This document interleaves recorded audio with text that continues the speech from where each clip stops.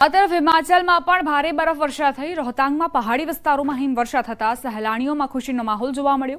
પર્યટન શહેર મનાલીના પ્રખ્યાત પર્યટન સ્થળ રોહતાંગ પાસ પર મે અને જૂન મહિનામાં તાજી હિમવર્ષા થઈ રહી છે। આજે પણ વિશ્વવિખ્યાત રોહતાંગ પાસ પર અચાનક હવામાન બદલાવ અને અહીં હળવી હિમવર્ષા શરૂ થઈ। ત્યારબાદ અહીં પહોંચેલા પ્રવાસીઓએ અહીં હિમવર્ષાનો આનંદ માણ્યો। જણાવી દઈએ કે પર્યટન શહેર મનાલીમાં બંને ઉનાળાની પર્યટન ઋતુ પૂરજોશમાં ચાલી રહી છે। આવી સ્થિતિમાં મેદાની વિસ્તારોમાંથી ગરમીથી રાહત મેળવવા માટે મોટી સંખ્યામાં પ્રવાસીઓ પર્વતો તરફ જઈ રહ્યા છે। મહત્વનું છે કે રોહતાંગમાં મે થી નવેમ્બર સુધી પ્રવાસીઓ માટે ખુલ્લો રાખવામાં આવે છે। નવેમ્બરથી મે સુધી ભારે હિમવર્ષાના લીધે રોહતાંગ પાસ બંધ કરવામાં આવે છે। પ્રદેશના ચંબા જિલ્લામાં પણ ભારે બરફવર્ષા થતા જનજીવન ખોરવાયું। ચંબા જિલ્લાના આદિવાસી વિસ્તાર પાંગીને જિલ્લા મુખ્યાલય સાથે જોડતો રસ્તો હળવા વાહનો માટે બંધ કરવામાં આવ્યો હતો।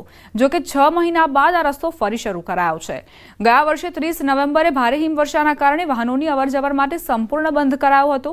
જો કે હાલમાં લપસણા રસ્તાઓના કારણે વહીવટીતંત્રે વાહન ચાલકોને સાવચેતી રાખવા અપીલ કરી છે। રાજ્યના અનેક ભાગો અને પાડોશી પ્રદેશોમાં અવિરત વરસાદ પડ્યો। ભારે વરસાદના કારણે આસામના ડિબ્રુગઢમાં જનજીવન ખોરવાઈ ગયું।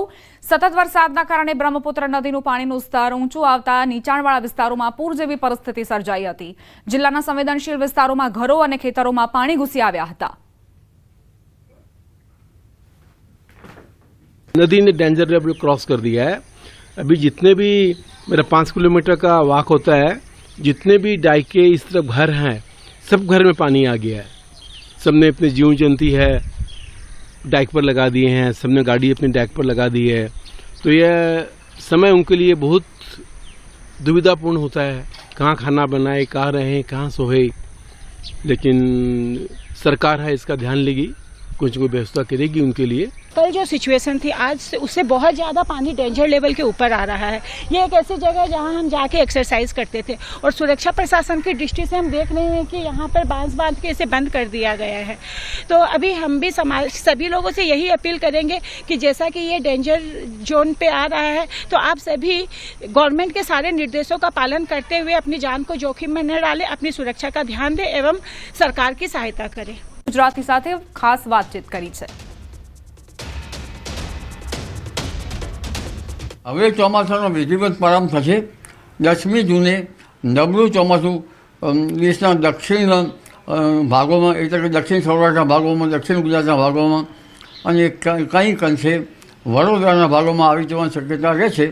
પરંતુ તારીખ 8, 9 ને 10માં લગભગ મુંબઈ મહારાષ્ટ્રમાં વરસાદ થવાની શક્યતા રહેશે અને ધીરે ધીરે મુંબઈ મહારાષ્ટ્રમાંથી વરસાદ થતાં 10, 11, 12માં પણ મુંબઈ મહારાષ્ટ્રમાં થોડોક વધુ વરસાદ થશે અને 12 થી 15, 16માં ગુજરાતમાં વરસાદ થવાની શક્યતા રહેશે। એટલે 12 થી 15માં દક્ષિણ સૌરાષ્ટ્રના ભાગમાં કેટલાક ભાગમાં ભારે વરસાદ થવાની શક્યતા રહેશે। ભારે વરસાદ ઝાપટા પડવાની શક્યતા રહેશે। દક્ષિણ ગુજરાતના ભાગમાં ભારે વરસાદ થવાની શક્યતા રહેશે। વડોદરાના કેટલાક ભાગમાં ભારે વરસાદ ઝાપટા પડવાની શક્યતા રહેશે। જો અત્યારે મૃગશિર નક્ષત્રમાં વાવણી કરવામાં આવે તો શેઢાપાડામાંથી જે કોસેટા જે છે એમાંથી લગભગ ફૂંદા બહાર આવતા હોય છે, જે પાકને ખાઈ જાય, ખપેડી જેવા જીવજંતુ પડતા હોય છે। એટલે મૃગશિર નક્ષત્રમાં જીવજંતુઓની શક્યતા વધારે રહેતા લગભગ માત્ર પાંદડા જ રહે અને પાંદડા ખાઈ જઈને ડાળખું રહે એવું બનવાની શક્યતા રહેતી હોય છે। એટલે વાવણી તો કરવી હોય તો કરી શકાય, પણ પાક જે છે એ કુદરતના આધીન, જીવજંતુના આધીન કેવો થાય છે તે જોવું રહ્યું। પણ 21 જૂન બાદ જે વરસાદ થાય છે આદ્રામાં તેનો ઉગાવો પાકનો સારો થતો હોય છે।